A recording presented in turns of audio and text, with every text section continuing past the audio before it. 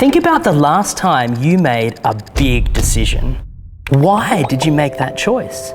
What made you choose one way rather than picking any of the other options available to you?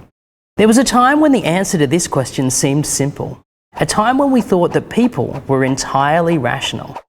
Now, we know that decision-making is more like an iceberg. So much of the activity happens beneath the surface. To feel confident about your choices, it helps to be aware of 4 key drivers of decision-making. First, there are our unconscious thoughts. Our minds are designed to process huge amounts of information at extremely high speeds. They do this by using heuristics, like little mental shortcuts.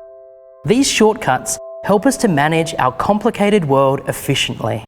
But there can be negative side effects of this thinking, distortions to our decision-making.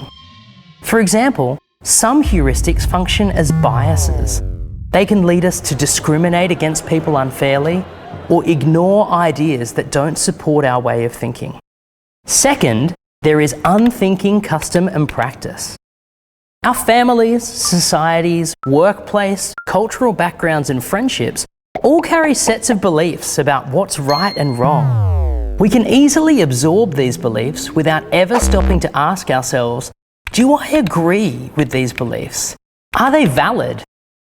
Third, there is our personal, ethical decision-making profile.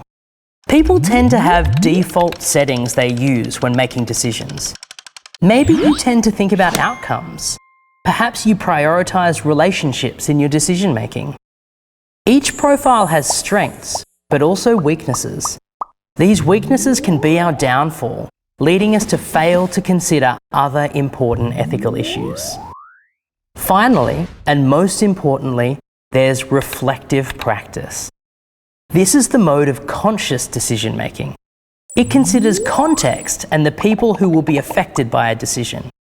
It's guided by our purpose, values, and principles, and exercises our imagination to think about what solutions might be possible.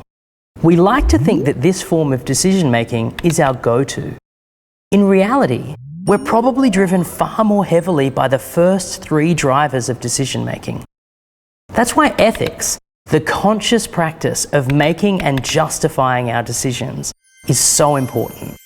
It's too easy to be led astray if we don't take the time to become familiar with our minds, our personal history, and our preferred ways of making decisions. If we can't admit our potential to make bad decisions, we'll struggle to make good ones. Make choices that reflect what's good and right, choices you can justify, and ones you can be proud of. That's what makes the choices actively yours.